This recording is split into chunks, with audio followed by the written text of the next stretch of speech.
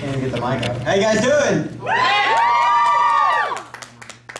So I'd like to start out by telling some of my own jokes. I got a little criticism last week, but did write a couple of my own, but I love to tell bar jokes as well, but so here we go. So a friend of mine, he likes to run. This guy, he runs probably 10 miles, 20 miles a day, but he goes to work at 6 o'clock in the morning. So he gets up about 1:30 in the morning to go for, true story, go for a run about 10, 20 miles. Myself, if I got up in the morning to go for maybe a mile run, I'd probably call him dead that day. It's just not happening, right? But he loves to run. His wife does too.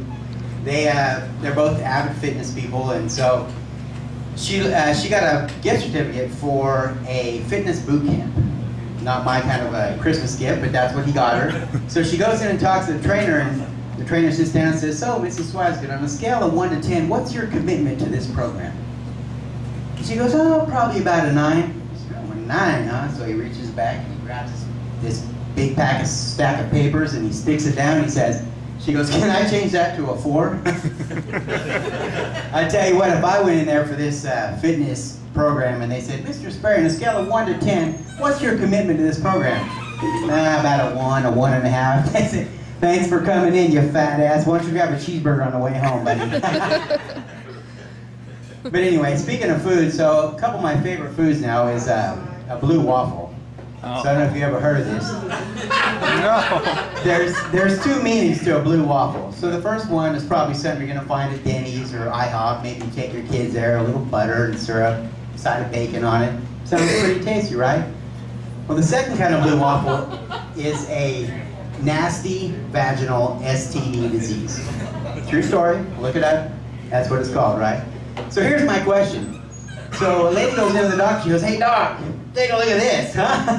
The doctor goes, "Whoa, that looks like a blue waffle." Thanks for ruining blueberry Eggos for me the rest of my life, I tell you.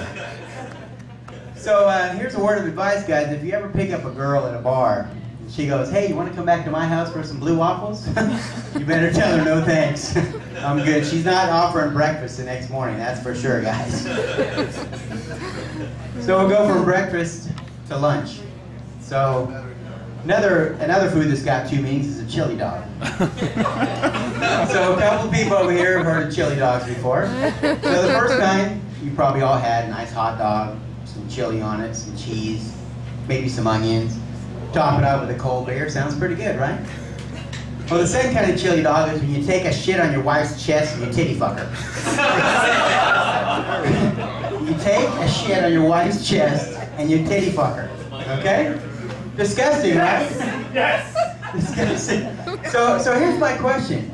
Who starts that conversation? So you're laying in bed one night and your wife says, "Hey honey, I want to try something new." And you're like, "All right, I'm getting a little anal, little doggy style." She goes, "Hope you had your fiber day, babe. I want you to take a shit on my tits and fuck them." Excuse me? You want me to do what? Or is it the guy, he's laying in bed and he goes, "Hey honey, I want to try something new tonight." She's like, "Oh great, he wants 2 fingers up his ass tonight." Well, what did he read in Penthouse Forum? He goes, "Well, you know, I've been getting this urge to shit on your boobs and fuck them." Is that okay? Can I do that? I tell you what, that's disgusting. I couldn't get off of it. Well, matter of fact, I haven't had a chili dog. Except last night, right, babe?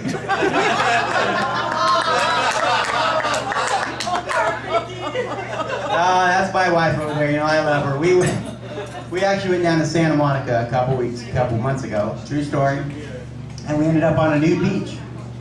So, yeah, that's right, we're on a nude beach. Don't judge. Try to get this vision out of your head tonight before you go to sleep. You're welcome. So we're laying there on the nude beach, and out of nowhere, here comes this bee, right? And it flies up my wife's vagina. True story. So she flips out, stings her, so I don't know what to do. So I grab her real quick, throw her in the car. I take her down to the doctor, and he says, he goes, "I don't know what to do." He's got some forceps and he's trying to get it out. He can't get it out. So finally he says, "I got an idea." He goes, "Take some honey and stick it on the end of your penis and then stick it in real quick and then pull it out and the bee will stick to the end of your penis." So in all this excitement, I can't rise to the occasion. So the doctor says, "Well, hey, if you don't mind, I'll give it a shot." I said, "Hey, that's my wife."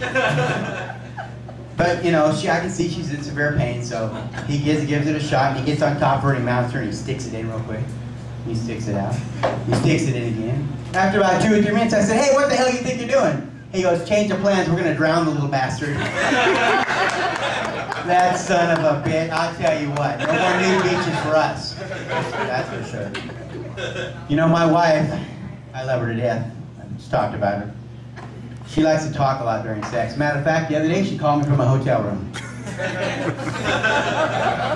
I called her up today and said, Hen, I'm getting excited thinking about the next time we're going to have sex. She said, who is this? She said, you're getting a little fat there. So I went to the doctor. I said, doctor, I said, I'm gaining a little weight. I said, he goes, well, I want you to run 5 miles a day for the next 2 weeks.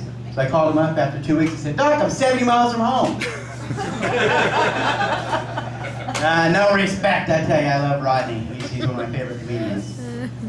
Thanks, guys.